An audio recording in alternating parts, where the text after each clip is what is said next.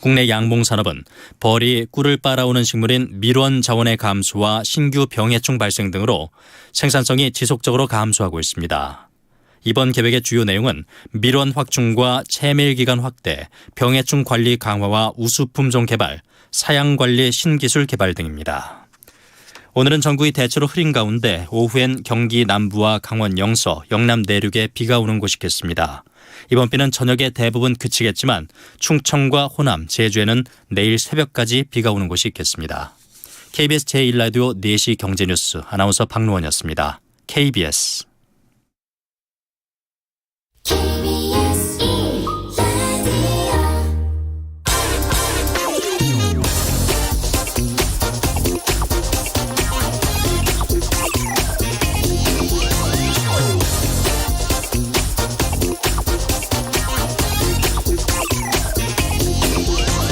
미국 바이든 행정부는 이 전임 트럼프 행정부 당시 21%로 내려간 법인세를 28%까지 올리는 방안을 추진하고 있습니다. 바이든 대통령은 그동안 미국의 세금 정책이 노동이 아닌 자본에 보상하면서 빈부 격차를 심화시켰다면서 이 학교 선생님과 소방관들이 내는 세금 비율이 억만장자들보다도 더 많은 지금의 부조리를 없애겠다고 밝혔습니다. 또 극심한 인플레를 꺾고 싶다면 부유한 기업들이 공정한 몫의 세금을 지불하도록 해야 한다, 이렇게 말했습니다. 돈을 많이 버는 계층에 합당한 세금을 걷어야만 시중에 돌아다니는 돈이 조금이라도 줄어들어 인플레를 조금이나마 진정시킬 수 있다는 그런 뜻입니다. 다음 달 발표될 윤석열 정부의 세법 개정안에서 이 법인세 완화와 상속세, 증여세 완화, 또 불가피한 다주택자들에 대한 종부세 감면 등이 거론되고 있습니다. 세금을 깎아주는 건 국민들을 위한 정책이지만 중요한 건 누구의 세금을 깎아주느냐입니다. 누군가의 세금을 깎아주면 그만큼 다른 누군가에게서 더 걷어야 합니다.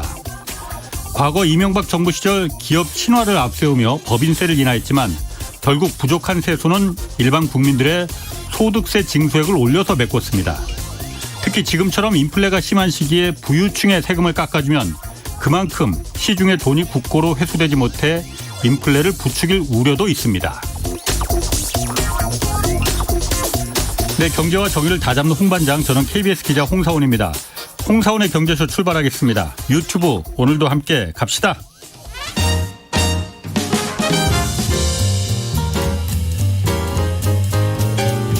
한마디도 버릴 게 없는 귀한 정보만 전해드립니다.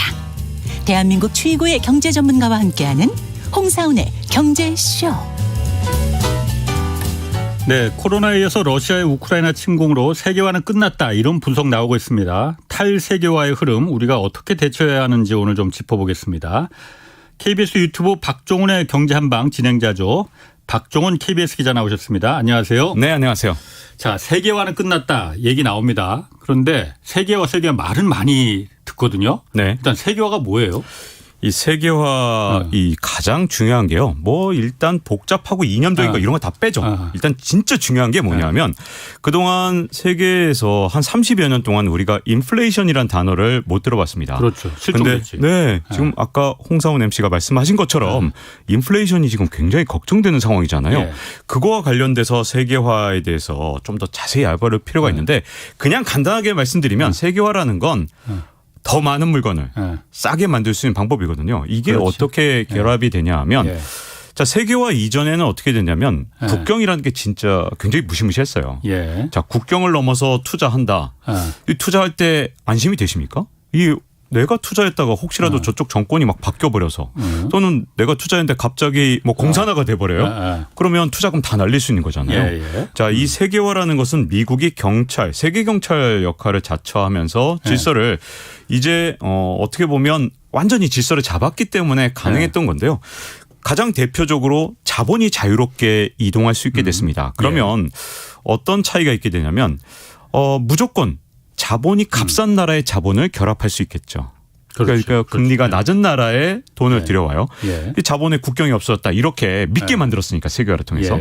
자, 그리고 두 번째는 노동력이 가장 싼 나라에 공장을 짓습니다. 예전에는 공장 뺏길까 봐 못 지었지만 이게 미국이 완전히 다 이 세계 질서를 예. 장악하면서 팍스 아메리카나 아하. 미국에 의한 평화라는 그런 용어까지 생길 정도로 미국에 의해서 질서가 예. 잡히다 보니까 자신감 있게 해외에 투자할 수 있습니다. 그러니까 인건비가 가장 싸기만 하면 공산권이든 예전에 제3세계라고 불렸던 국가든 거기에 공장을 짓고 내 투자금을 잃어버리지 않을 수 있는 거죠. 그리고 마지막으로 원자재인데요. 예전에 원자재가 가장 많이 묻혀있던 곳 그런 곳은 어디였냐. 국토는 넓은데 인구 밀도가 낮은 나라. 예. 주로 그런 나라들은 제3세계거나 아니면 옛날에는 공산권이었던 그런 나라들이거든요. 뭐 카자흐스탄이나 이런 나라들이죠. 예. 예전에 이제 거기서 석유를 개발한다고 이 서구 자본이든 뭐 다른 나라 자본이 괜히 개발했다가 이거 과연 탄광이나 이런 거 뺏기면 어떡하느냐 이런 두려움이 있었겠죠. 근데 세계화를 통해서 그런 두려움이 없다 보니까 어떤 나라든 원자재를 더 싸게 만들 수 있는 나라라면 엄청난 이 원자재 개발이 이루어진 겁니다. 자, 그러면 결국은 생산이라는 건 뭐예요? 자본 그리고 노동 그리고 원자재를 결합해서 만들어지는 거 아닙니까? 그런데 세계화라는 게 딴 게 아니라 이렇게 가장 싼 것들을 가장 싼 나라의 모든 것들을 결합해서 만들 수 있게 만들었기 때문에 세계화는 다른 것보다도 예. 정말 많은 물건을 보통 물건을 그렇게 많이 만들면 뭐 원가가 올라가는데 올라가지 않고 30여 년 동안 물가를 탁 가둬둔 상태에서 우리가 그동안 풍요롭게 마음껏 값싼 물건을 싸게 만들 수 있었고 우리가 소비할 수 있게 만들었던 가장 큰 원동력이었다 이렇게 보시면 됩니다. 지금 뭐 유튜브에 댓글에 지금 종훈이 형 경제학 박사 박 박사 나오셨다고 지금 그 환영이 대단합니다. 이거 나중에 홍 반장 자리 뺏기지 않게 조심하라는 얘기도 나오는데 자 그런 생각 하지 마시고 자 그러면은 좋은 물건을 싸게 만들 수 있었던 게 세계화다. 저도 그렇게 딱 간단하게 말하면 그건 것 같아요. 네. 그래서 여태까지 우리가 풍요롭게 뭐 다들은 아니에요. 네. 뭐 미국을 비롯해서 많은 한국도 그 중에 속했던 거고 그 혜택을 받잖아요. 네. 이게 그럼 코로나와 우크라이나 전쟁으로 왜 종식될 가능성이 있다는 거예요? 일단 가장 중요한 게요. 세계화라는 게 아무런 비용 없이 그냥 유지됐던 게 아니라 사실은 세계화를 추진하는 동안 마치 이렇게 생각하시면 됩니다. 언덕 위를 자전거를 타고 올라가요. 이 홍사원 MC 자전거 좋아하지 않으십니까? 좋아하죠.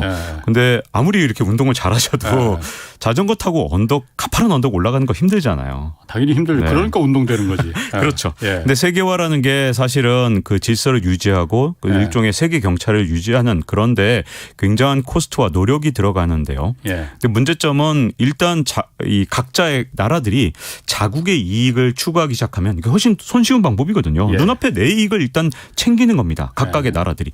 자, 일단 그렇게 되면 어떻게 되냐면 마치 이제 언덕을 내려오는 자전거가 내려오는 그런 효과가 있기 때문에 한번 탈세계화가 시작돼서 각각의 나라들이 자국의 이익을 따지면서 세계화가 아닌 새로운 질서를 만들기 시작하면 가속도가 붙습니다. 이제 그 자전거를 다시 뒤로 돌리는 방법이 쉽지 않거든요. 지금 현재 이제 탈세계화가 가속화되고 있는 이 상황 가장 큰 이유는 미국에 있습니다. 이유는. 탈세계화가 미국의 세계화를 그 원인도 미국이잖아요. 그렇죠. 주도했던 것도. 맞습니다. 처음에 세계화를 주도했던 것 바로 1990년대에 들어서면서 뭐 정확하게는 80년대 후반이라고도 하지만 본격적으로 시작된 것은 소련이 언제 무너졌느냐 1991년에 무너졌습니다. 91년에? 네. 그래서 해체가 된 거죠. KBS 입사했을 때였는데 그때. 네. 그래서 그때 정말 놀라운 뉴스로 우리한테 다가왔잖아요. 12월 달에 이렇게 무너지면서 그야말로 군사 그다음에 외교적으로 미국이 원탑으로 완전히 떠올랐죠. 그리고 경제적으로 잘 생각해 보시면 1980년대에 일본이 완전히 바짝 추격해 왔거든요. 그렇죠.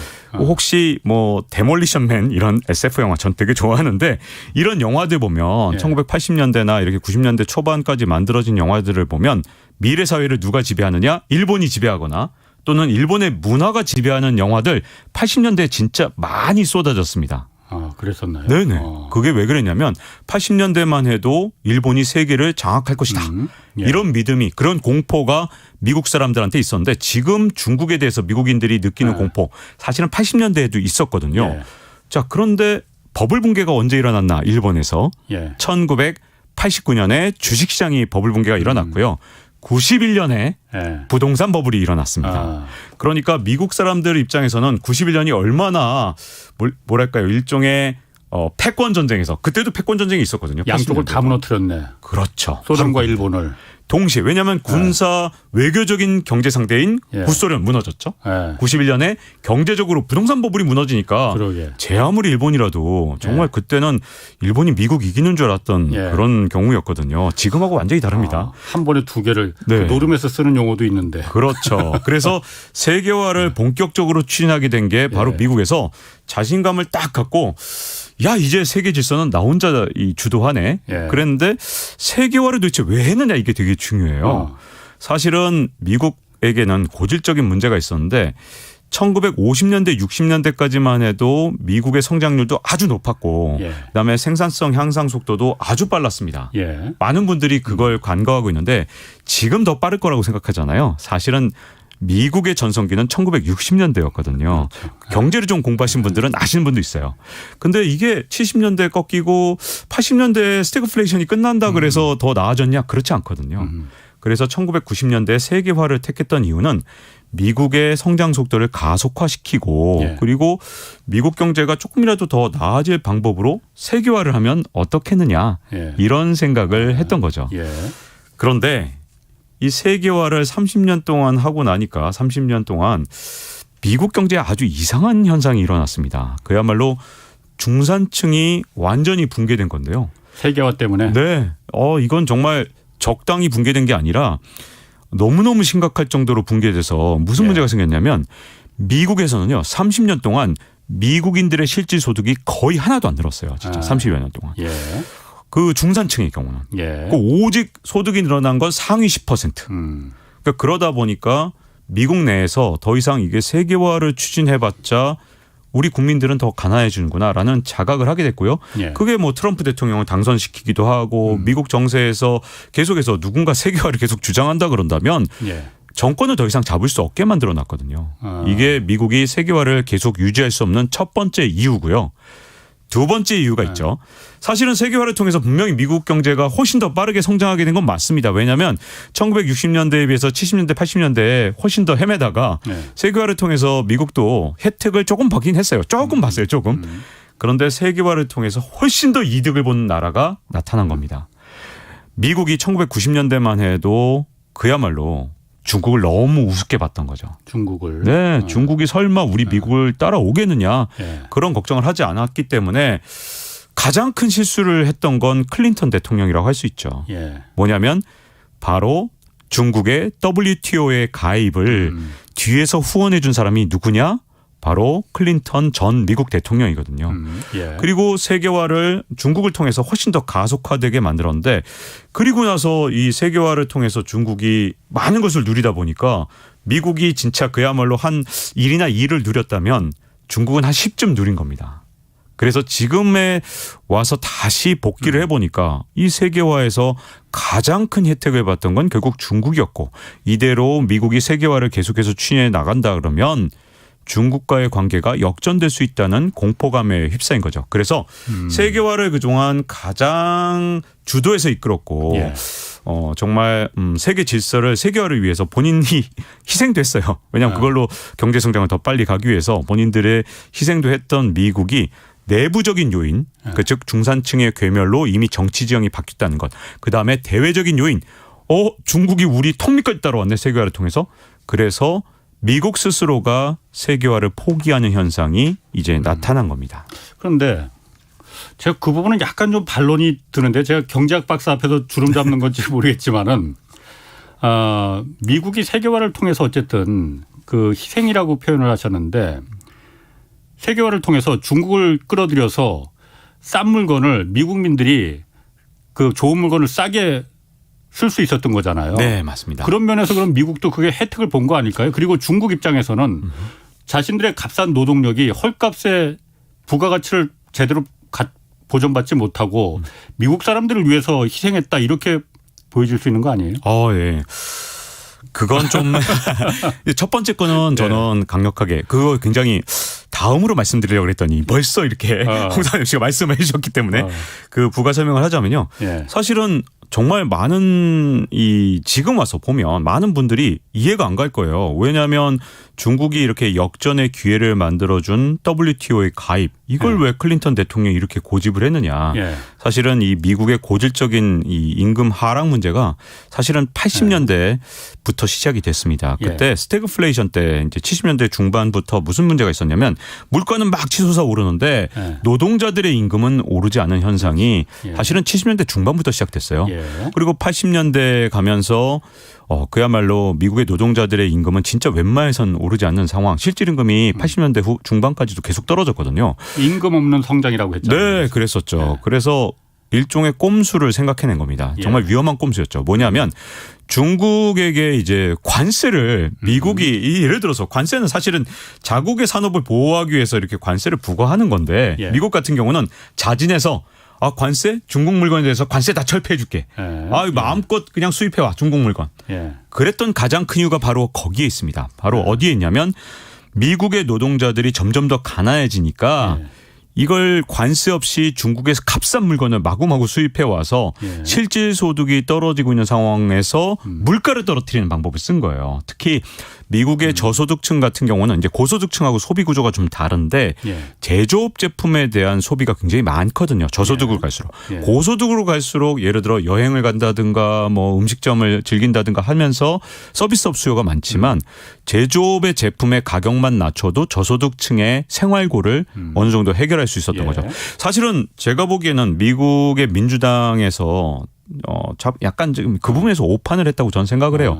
사실은 노동자들의 임금이 계속해서 떨어지고 있다면 노동자들의 임금, 실질 임금이 올라갈 수 있는 그런 여러 가지 산업 정책이나 이런 것들을 통해서 아니면 또 소득 구조를 개편하기 위한 조세 정책 같은 걸 쓰는 것 이런 것들을 썼어야 되는데 이런 것들은 전부 다 뭐 공화당 반대도 있을 수 있고 또 미국 내에서 온갖 이런 어떤 언쟁이나 이런 정치적 논쟁 같은 것을 통해서 쉽게 해결이 안 되니까 손쉬운 방법을 택한 거죠. 심지어 WTO 가입은 누구와 누구의 합작이냐 이게 좀 재미있는데 클린턴 대통령과 미국 공화당의 합작입니다. 사실 미국 공화당은 너무너무 좋아했거든요. 왜냐하면 이게 누가 이득을 받느냐. 그러면 이거 미국 노동자들 중산층은 이것 때문에 붕괴가 됐다는데 그럼 미국에서 누가 이걸 추진했느냐. 월가에서 추진을 했고요. 고소득층이 추진을 한 겁니다.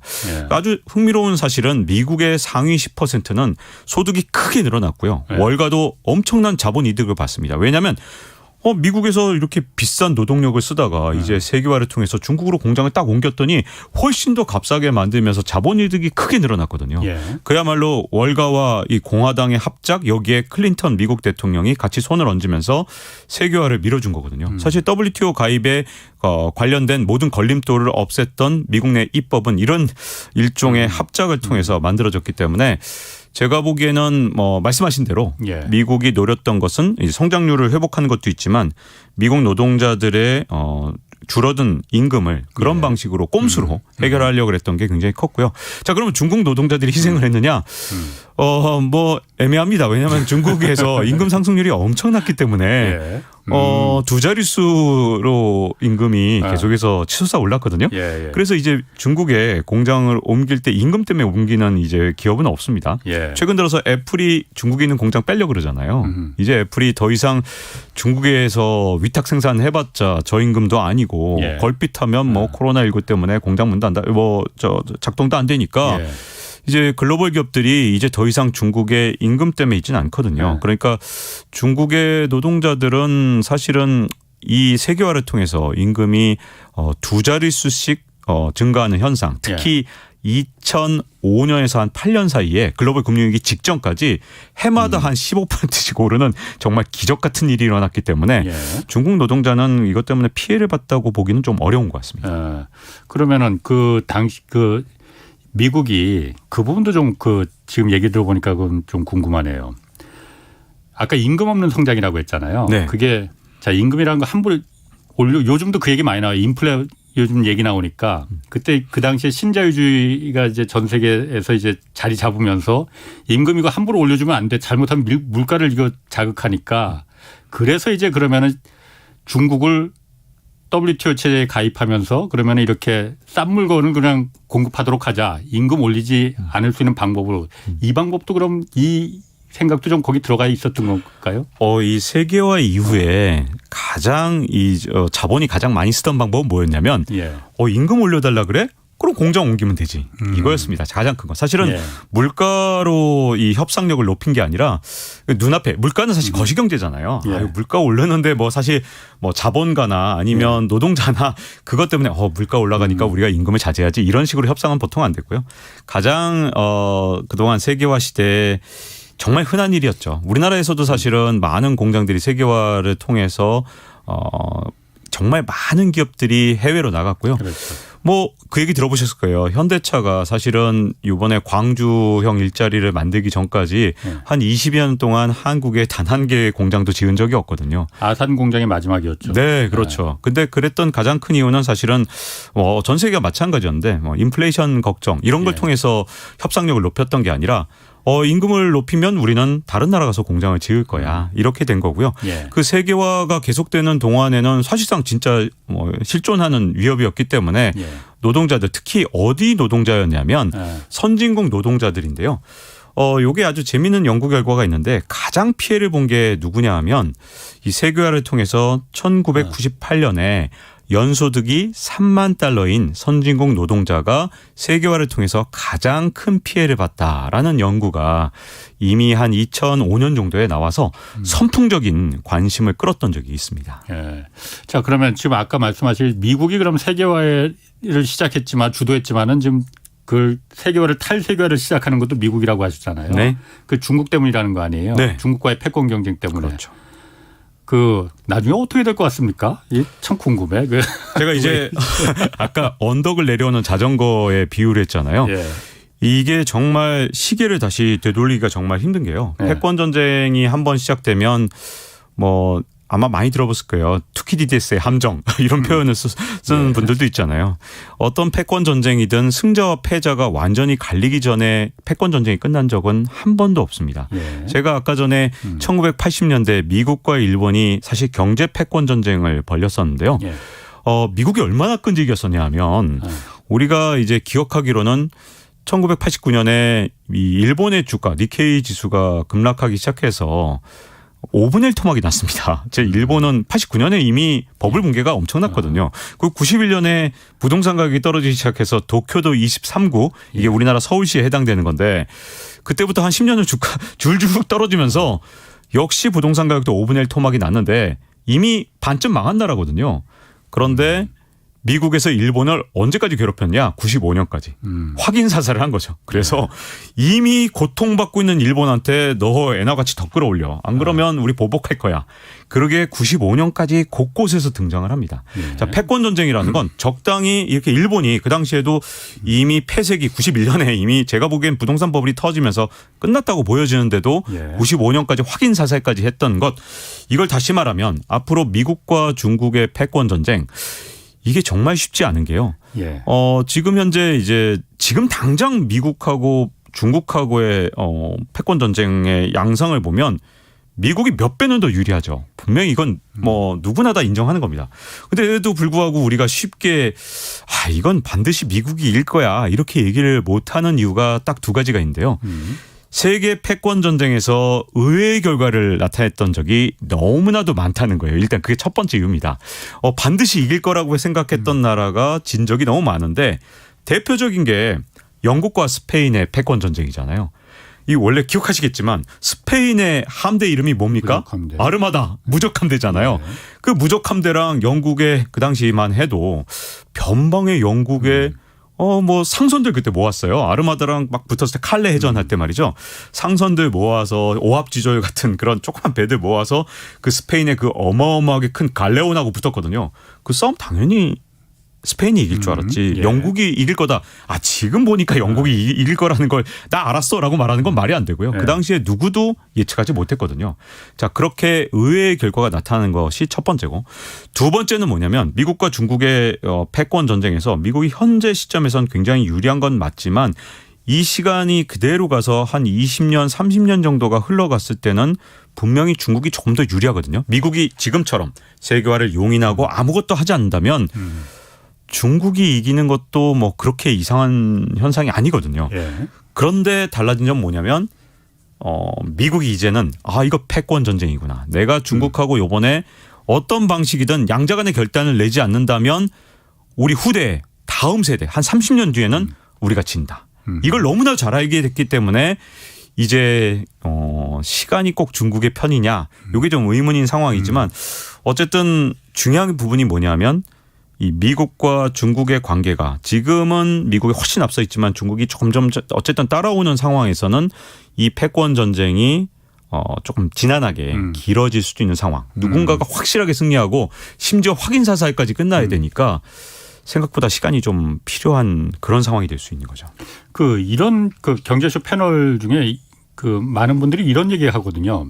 미국하고 중국의 패권 전쟁이라는 게 트럼프 시절에는 이제 무역을 갖고 이제 일단 붙었었잖아요. 네. 그때는 무역은 사실 미국보다는 중국이 잘했던 것 같아. 네. 유리한 점도 많았고 그러니까 네.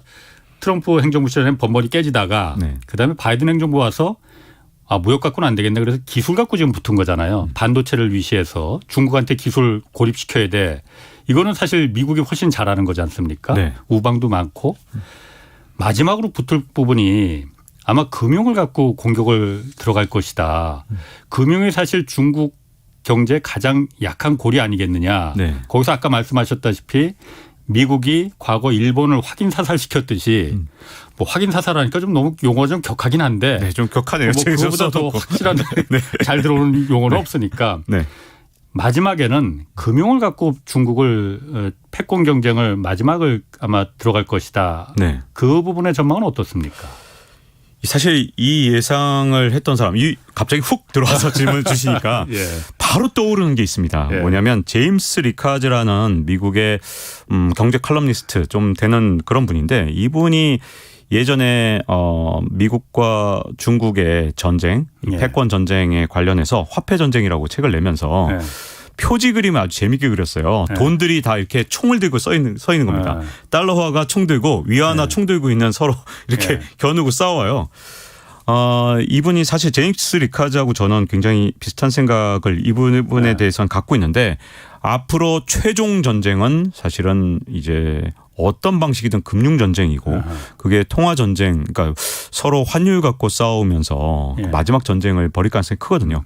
사실 미국과 일본도 그 당시에 두 가지 전쟁을 했습니다. 바로 혁신 기술 전쟁이랑 그다음에 통화 전쟁을 했었는데요. 예. 결국은 미국이 일본을 굴복시켰던 가장 큰 힘은 기술 혁신 전쟁이 아니라 통화 전쟁이었거든요. 예. 우리가 누구나 다 이제 다 기억하는 플라자 합의라는 게 있었지 않습니까? 예. 그래서 환율에 대해서 이제 앞으로 좀 자세히 지켜봐야 되는데요. 많은 분들이 자꾸만 일본하고 싸웠던 방식하고 똑같은 방식만 자꾸만 생각을 해요. 예를 들어서 중국하고 싸울 때. 네, 중국하고 싸울 때 중국이 그걸 다 봤는데 알고 있겠지. 그렇죠. 바로 거기에 함정이 있습니다. 네. 이 중국이 다른 건 몰라도요. 두 개의 위기에 대해서 완벽하게 공부를 해놨거든요.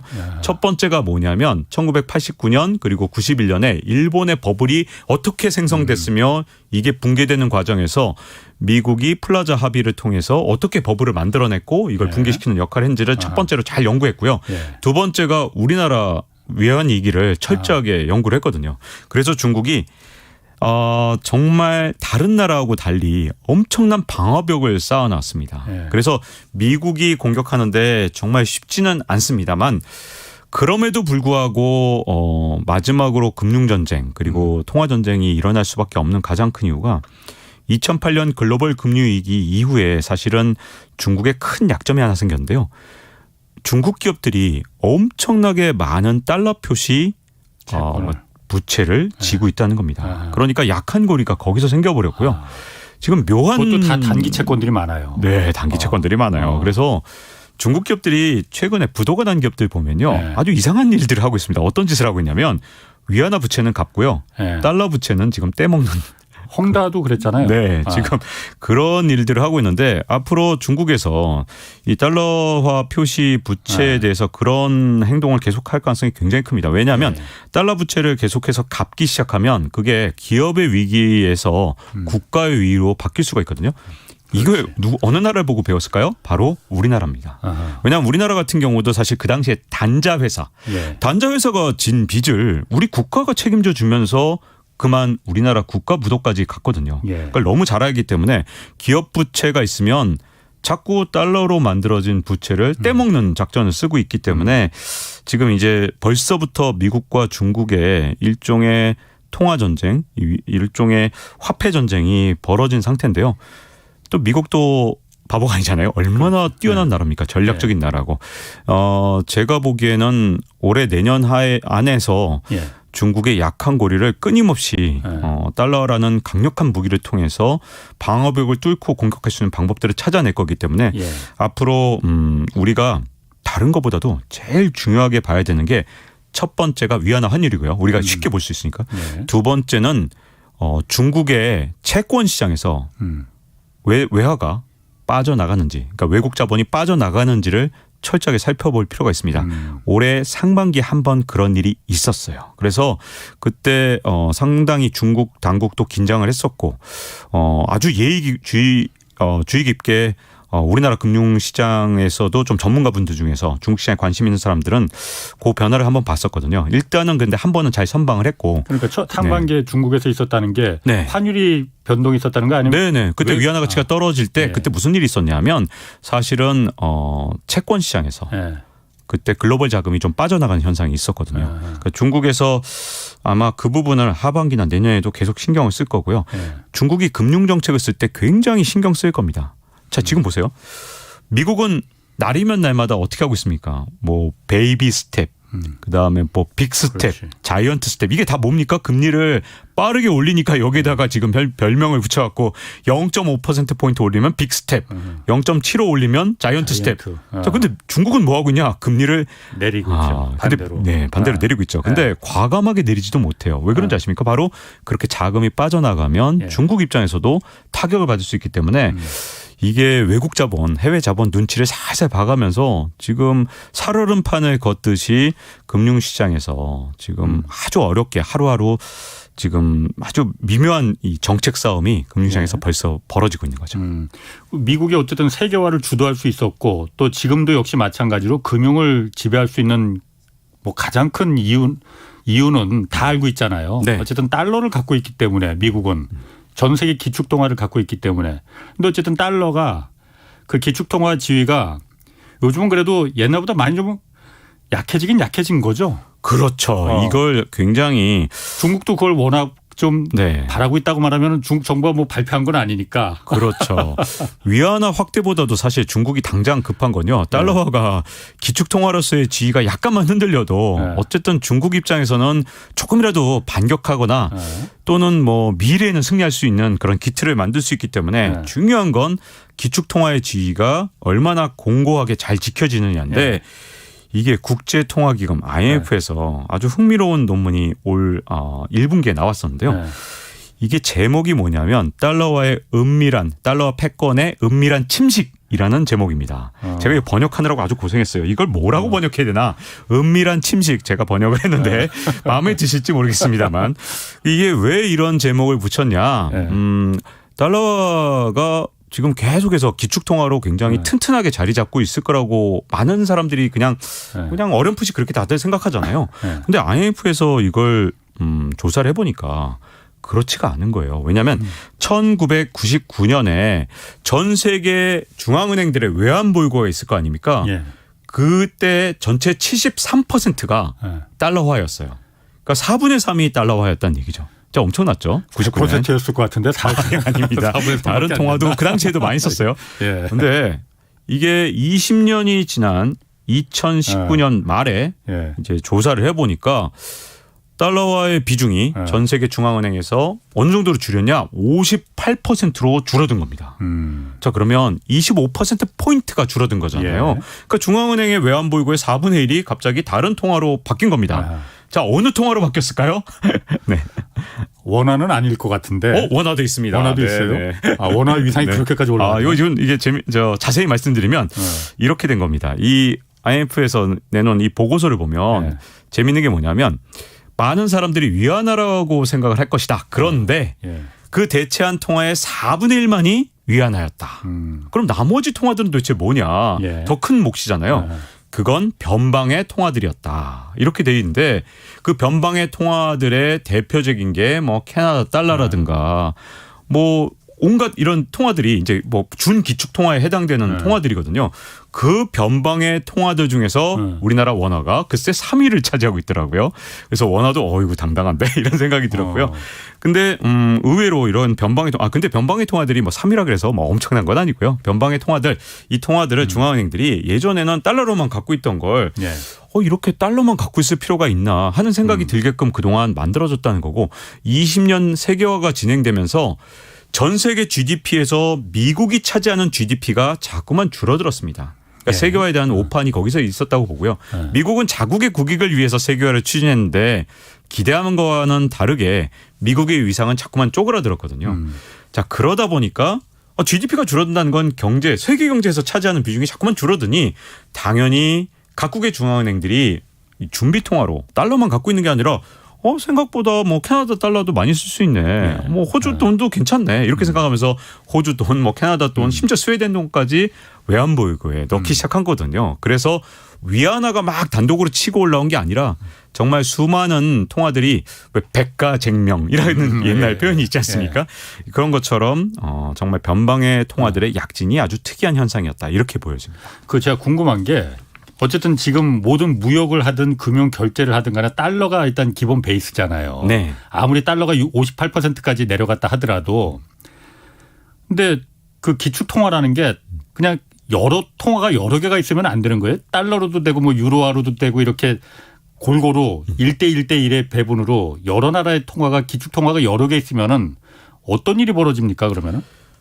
바로 제가 보기에는 핵심을 찔르셨다고 저는 생각을 하는데 많은 분들이 자꾸만 잘못된 질문을 하고 있어요. 뭐냐면 달러화가 무너지면 그러면 대체할 통화가 어딨냐. 자꾸 이 질문을 하는 거예요. 그래서 달러화가 무너져도 유로화나 위안화 따위가 감히 어떻게 달러화에 도전을 하고 기축통화가 되겠느냐. 몇몇 경제 전문가라고 하시는 분들 중에서 자꾸만 대체 통화를 찾는데 제가 보기엔 홍사훈 MC 말씀이 맞아요. 무슨 말이냐면 이 기축통화가 확고하게 정말 달러처럼 이 달러 외에는 기축통화라는 건 존재하지 않아 라고 했던 시절이 유지됐던 건 20세기가 정말 특별했던 거고요. 그 전의 역사를 다시 돌이켜서 보면 뭐 이랬다 저랬다 했습니다. 예를 들어 스페인의 은화가 기축통화였던 적도 있지만 스페인이 조금 힘이 약해지니까 그야말로 준기축통화 한 4-5개가 서로 경쟁을 하는 겁니다. 그래서 나도 기축통화야 뭐 준기축통화야 이렇게 돼서 일종의 이런 거죠. 지금은 에베레스트 산이 하나 딱 있는 거잖아요. 달러라는. 근데 이게 언덕들이 한 5개씩 있는 그런 상황. 세계 역사에서 얼마든지 있었거든요. 오히려 기축통화 하나가 지배하던 시기보다 여러 개의 통화들이 서로 경쟁하던 시기가 굉장히 많았는데 그래서 자꾸 이 질문하니까 달러화가 영원히 몰락하지 않을 것이다라고 생각을 하면서 미국이 뭐 그 달러 몰락 같은 걸 걱정하겠느냐라고 생각을 하시지만 그렇지 않고요.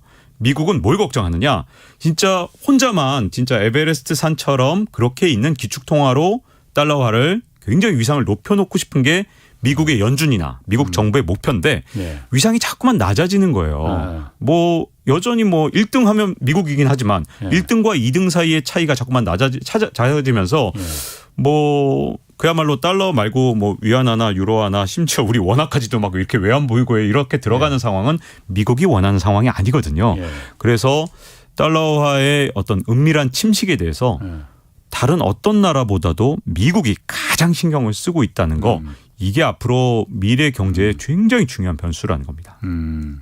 그 달러화의 은밀한 침식이라고 하셨는데 사실 제가 좀 놀랬다기보다는 지난번에 사우디아라비아 얘기하셨잖아요. 그러니까 석유 팔고 사는데 달러만 쓸 수 있게 그게 사우디 협조와에 이제 시작이 됐었는데 사우디가 약간 좀 변심을 했잖아요. 변심이라기보다는 반발을 좀 이제 미국하고 사우디가 옛날처럼 그렇게 관계가 약간 좀 좋지 않고 소원해졌으니까. 그런데 사우디까지는 근데 그렇다 쳐. 이스라엘도 좀 달러를 흔들흔들할 수 있는 그런 행동을 지금 보이고 있다는 거 아니에요? 네, 맞습니다. 아니 이스라엘은 미국하고 거의 한 몸인데. 맞아요. 자, 이스라엘이란 나라가 네. 정말 미국의 맹방 중에 맹방이잖아요. 우방이라는 그렇죠. 단어도 어울리지 않는 것 같아요. 맹방이다 이 정도 될 것 같은데 이스라엘에서 무슨 일이 벌어졌냐 하면 외환보유고를 달러 위주로 다 운영하고 있었거든요. 근데 갑자기 위안화를 외환보유고에 올해 처음으로 이스라엘 역사상 처음입니다. 위안화를 외환보유고에 한 통화로 넣은 겁니다. 편입을 시켰어요. 아니 유로화도 아니고 미국하고 지금 맞받고 있는 지금 그 경제하고 있는 중국을 갖다가 받는다는 거는 매기겠다는 건데. 그렇죠. 뭐 캐나다 달러나 이런 통화들도 같이 넣었거든요. 아까 말씀드린 변방의 통화도 외환보유고에 조금 더 늘리기로 했는데 거기까지는 뭐 그렇다 쳐요. 근데 위안화를 외환보유고에 넣는다는 건 미국의 영린을 건드리는 거거든요. 그렇죠. 미국이 다른 것보다도 예를 들어서 달러 패권에 도전을 한다. 예를 들어서 이라크가 뭐 다른 거 다 할 때도 가만히 있었어요. 근데 이라크가 앞으로 우리나라에서 석유 팔 땐 말이야 달러 표시로도 팔 수 있어. 그랬더니 침공도 할 수 있는 게 미국이란 말입니다. 유로화 표시로. 유로화 표시로 참. 그렇죠. 유로화 표시였죠. 유로화 표시로 했는데 그렇게 침공할 수 있는 나라가 바로 미국이란 말입니다. 그러니까 달러 패권에 대해서는 그 굉장히 예민하게 보이는데 그렇지. 핵심이 이기니까 미국에. 근데 그렇기 때문에 제가 보기에는 미국이 지금 달러 패권에 대해서 아주 긴장해 있는 상태 그런 상태라고 보여집니다. 그럼 미국은 왜 그런 거예요? 정말로 그럼 중국의 위안화가 그런 가능성이 있기 때문에 편입을 하는 거 아니에요? 외환보유고로? 그런 거예요? 아니면 정말 미국의 뭔가 수가 틀려서 이렇게 하는 거예요? 그 정도까지는 아닌 것 같고요. 제가 보기에는 미국 이스라엘이나 이런 아니면 사우디 같은 나라들도 지금 이제 패권 전쟁이 시작된 상황에서는 이 미국이 혼자서 질서를 주도하던 상황이 아니기 때문에 일종의 보험을 좀 들어놓는 것 같아요. 그래서 경제 상황이 어떻게 바뀔지 모르니까 아까 제가 스페인의 아르마다 무적 함대와 영국이 붙었을 때 정말 아무도 영국이 이길 거라고 생각을 하지 않았는데 혹시나 진짜 그게 만에 하나 가능성이라 하더라도 세계 패권 질서가 어떻게 바뀔지 모르니까 보험 측면에서 제가 보기에는 뭐 사우디아라비아도 자꾸만 달러 표시 외에 위안화 표시를 택하려고 한다든가 아니면 이렇게 이스라엘이 외환보유고에 위안화를 넣고 있다고 보여지는데요. 자, 그런데 여기서 제일 중요한 건 사실은 미국이라고 저는 생각을 하거든요. 자, 미국이 이걸 얼마나 신경 쓰고 있을 것이냐. 저는 정말 구군이 달려있다고 저는 미국이 생각하고 있을 거라고 생각해요. 이거를 그냥 허투루 넘길 수 있는 상황이 아니거든요. 아까 말씀드린 대로 은밀한 달러화의 침식이 계속되고 있는 상황에서 심지어 뭐 사우디아라비아 미국의 우방인데 이러고 있죠. 또 이스라엘도 그러고 있죠. 만약에 이걸 그대로 방치한다면 미국 입장에서는 기축통화의 지위를 진짜로 위협받게 돼서 1등이 바뀐다는 뜻이 아니라는 걸 여기서 계속 제가 강조하고 싶은데 언덕은 언덕인데 가장 높은 언덕이지만 다른 언덕들도 꽤 높다면 미국이 어떤 식으로 달라지게 되면 앞으로 이제 경제 위기가 또 와요. 글로벌 금융위기 같은 게 또 와요. 코로나19 위기가 또 와요. 그러면 미국이 과거에 했던 것처럼 양적 완화 또 할 수 있느냐? 못합니다. 지금 양적 완화 이렇게 천문학적인 양적 완화를 하고 그다음에 재정 지출로 정말 말도 안 되는 금액을 풀었거든요. 지금 두 대통령이 트럼프에 이어서 바이든까지 푼 돈이 5조 달러를 일종의 재난지원금 같은 걸로 이렇게 풀었는데 이 2019년까지 미국의 그 1년 예산이 한 4.4조 달러 정도밖에 안 됐거든요. 이렇게 많은 돈을 풀었다. 우리나라 예산에 보다 더 많은 돈을 막 이렇게 많은 정도가 아니고 뭐. 아니 그게 아니라 우리나라가 그런다고 생각해 보세요. 우리나라 1년 예산보다 더 많은 돈을 재난지원금이나 이런 걸로 풀었다. 국민들이 가만히 있을까요? 그리고 우리나라가 멀쩡할까요? 멀쩡하지 않겠죠. 망해도 몇 번 망했겠죠. 근데 미국은 망하지 않았던 이유 그것은 기축통화도 그것도 어떤 기축통화냐 정말 2인자가 없는 기축통화였기 때문에 이게 가능했던 거거든요. 근데 만약에 지금처럼 자꾸만 침식이 이루어지면 이제 더 이상 위기가 왔을 때 다음 위기가 왔을 때는 미국 입장에서도 더 이상 돈을 풀 수가 없게 되거든요. 그러니까 어떤 일이 있어도 다음 위기 전에 미국의 기축통화의 지위를 다시 회복시켜 놔야 되는데 사실은 미국의 달러화는요 지금까지 수도 없이 도전을 받아왔습니다. 지금까지. 이게 한두 번 그랬던 게 아니에요. 그래서 미국의 달러화 가치를 지켜왔던 그 노력들은 마치 외줄타기랑 굉장히 비슷합니다. 뭐 트리피네 딜레마 이런 거 들어보신 분들도 계시겠지만 이런 용어 같은 게 없다 하더라도 그냥 이렇게 쉽게 생각하시면 돼요. 그냥 외줄을 타는 그런 어떤 무당이다 이렇게 생각하면 그 조금만 왼쪽으로 떨어져도 위험하고 오른쪽으로 떨어져도 위험하잖아요. 그러니까 그게 뭐냐면 돈을 너무 안 풀어서 그야말로 국제 결제에 이게 쓰이지 못할 정도로 품귀 현상이 벌어지면 이게 더 이상 기축통화가 안 되는 거고요. 예. 돈을 너무 많이 풀어서 이제 다른 통화들이 막 기축통화의 지위에 막 도전하는 상황까지 오면 이것도 또 기축통화의 위기가 오거든요. 자, 근데 지금은 어떤 상태입니까? 바로 돈을 너무 많이 푼 상태 아닙니까? 예. 자, 그럼 균형을 가져오려면 현재 기축통화의 지위를 다시 회복할 때 가장 중요한 건 품귀 현상을 일으키는 거거든요. 달러를 좀 시장에서 품귀 현상을 일으켜야 된다 이거죠? 네, 그렇죠. 그래서 품귀 현상을 일으켜서 자 지금 이제 미국 입장에서 볼 때는 아니 지금 이거 감히 말이야 우리 달러 비중을 줄이고 외환보유고에서 자꾸만 줄여나가 얼마나 참 불쾌하고 기분 나쁘겠습니까? 그런데 가장 좋은 방법은 뭐냐? 품귀를 일으켜서 스스로가 달러를 사도록 만드는 거죠. 그럼 지금이 그 시기에 그러면은 요즘 긴축하고 달러 가치가 굉장히 강하잖아요. 어쨌든. 그렇죠. 그래서 미국 입장에서는 사실은 지금 현재 금리를 막 끌어올리고 양적 긴축을 하는 데 있어서 두 가지 목표가 있다고 보여지거든요. 미국은 항상 그렇게 양적 긴축을 하거나 금리를 올릴 때 물가 때문이다라고 얘기를 하지만 지금 그렇잖아요. 네. 지금 내세고 있는 이유는 그거밖에 없는 그렇죠. 거잖아요. 그런데 또 한편으로는 기축통화의 지위를 회복시키기 위한 게 더 큰 이유일 수 있다는 거죠. 그리고 기축통화의 지위가 가장 강력해지는 것은 어떤 때냐 하면 어떤 나라가는 부도가 났을 때 그렇게 됩니다. 왜? 어떤 나라가 부도가 나는데 미국의 기축통화가 왜 더 지위가 공고해지죠? 가장 대표적인 사례가 바로 동아시아 외환위기인데요. 그때도 뭐 꼭 달러를 써야 되는 거야? 이런 생각을 하고 있었던 때가 잠깐 스쳐갔었어요. 다른 통화도 뭐 괜찮지 않을까? 라는 생각이 있었는데 동아시아 외환위기 때문에 뭐 우리나라뿐만 아니라 그때 사실은 태국이나 이런 동남아시아 국가들이 무너지면서 거기에 이제 우리나라 단자 회사들이 정말 너무 무모하게 돈을 빌려줬다가 그 돈을 떼이면서 우리나라까지 사실은 위험해진 거잖아요. 그렇죠. 자, 그때 외환위기를 겪고 난 다음에 동아시아의 국가들은 국가의 목표를 어디에 잡았느냐? 외환보유고를 최대한 확보한다. 뭘로? 달러로. 다른 건 다 위험하니까 일단 무조건 돈을 벌자. 일단 돈을 벌어서 달러를 쌓아두자. 자, 그러니까 미국 입장에서 달러 없으면 니네들 망할 수 있어. 저기 망하는 거 봐. 저거 달러 없으니까 저렇게 망했네. 그럼 우리도 달러를 잔뜩 쟁여놔야겠네. 이 생각을 갖는다 이거죠. 그렇죠. 아니 이게 한번 당해놓고 보니까 1,000억 달러를 벌어놓고도 사실은 원래 외환보유고는요. 적당히 거래할 정도만 있으면 되는 게 일단 경제학적으로는 이론적으로는 그래요. 뭐 우리나라에서 한 1, 2천억 달러면 되거든요. 이론적으로는. 근데 우리가 1, 2천억 달러로 만족한 적이 있느냐? 그렇지 않습니다. 그렇죠. 1,000억 달러 보면서 이야 이거 망하겠는데? 야 더 벌어 이렇게 되는 거죠. 그러면 동아시아의 국가들은 그동안 어떻게 했느냐 하면 정말 미국에 덤핑을 해서라도 더 싸게 팔아서라도 어떻게든 외화를 벌었고 외화벌이가 정말 그 국가의 안정성을 나타내는 가장 중요한 지표가 됐고요. 그 돈을 다 전부 다 어디에 했느냐? 달러 표시로 보관을 해둬야 되니까 뭘 사야겠습니까? 달러 표시는. 그렇죠.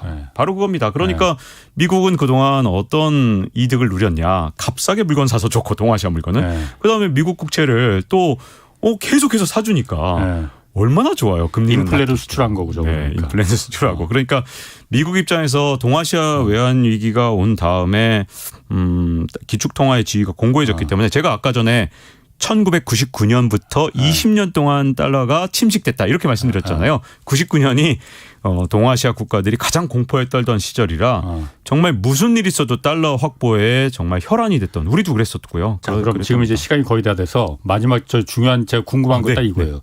그때 그랬으면은 이번에도 미국이 달러를 너무 많이 풀어서 달러 지위가 흔들흔들하니까 막 긴축하고 금리 올리고 해서 지금 달러 지위를 강하게 하려는 거잖아요. 그때 했던 것처럼 몇 나라 그럼 망해야만이 달러 지위가 강해진다는 거 아니에요. 이번에도 그럴 거예요 그러면은.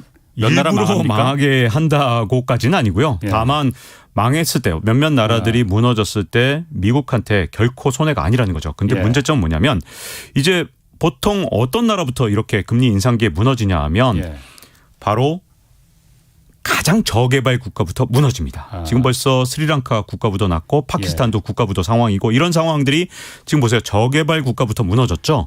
그다음에 이제 어디가 무너지느냐 이머징까지 무너질 겁니다. 그거는 뭐 지금 뭐 IMF나 이런 곳에서도 지금 뭐 50여 개 국가가 위험하다라고까지 할 정도고 올해 안에 10개가 넘는 나라가 무너질 수 있다. 국가부도가 날 수 있다. 이렇게까지 전망을 할 정도니까 이건 현실적인 위기죠. 근데 문제점은 지금까지는 모든 위기가 딱 이머징 정도에서 멈췄거든요. 그러니까 일종의 미국의 달러화 가치는 충분히 더 단단하게 만들면서 자국까지는 위기가 오지 않는 상태, 이 상태에서 딱 끝났거든요.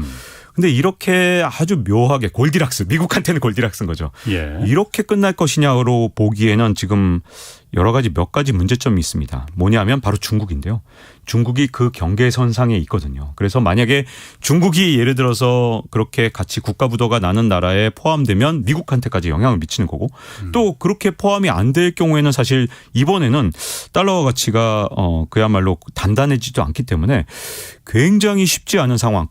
정확하게 그 지점을 찍기가 정말 쉽지 않거든요. 그래서 금리 인상 속도가 지금처럼 가파를 경우에 뭐가 문제냐면 그냥 단순하게 이제 도미노처럼 막 무너지는 겁니다. 왜냐하면 저개발 국가 무너졌네 돈 빼요. 그래서 이머징 무너져요. 그러다가 문제는 선진국에 있는 끝자락에 있는 나라들 또는 중국처럼 경제 규모가 큰 나라들이 무너졌을 때 과연 그것을 연준이나 아니면 세계 각국의 중앙은행들이 통제할 수 있느냐. 올해 아주 묘한 상태가 올해부터 한 2, 3년 사이에 펼쳐질 거죠. 아, 재밌는데 이거 시간이 다 돼서 끝내야겠네 이거. 자, 박종훈 KBS 기자 고맙습니다. 네, 다음에 고맙습니다. 또 모실게요. 네. 지금까지 홍사훈의 경제쇼였습니다.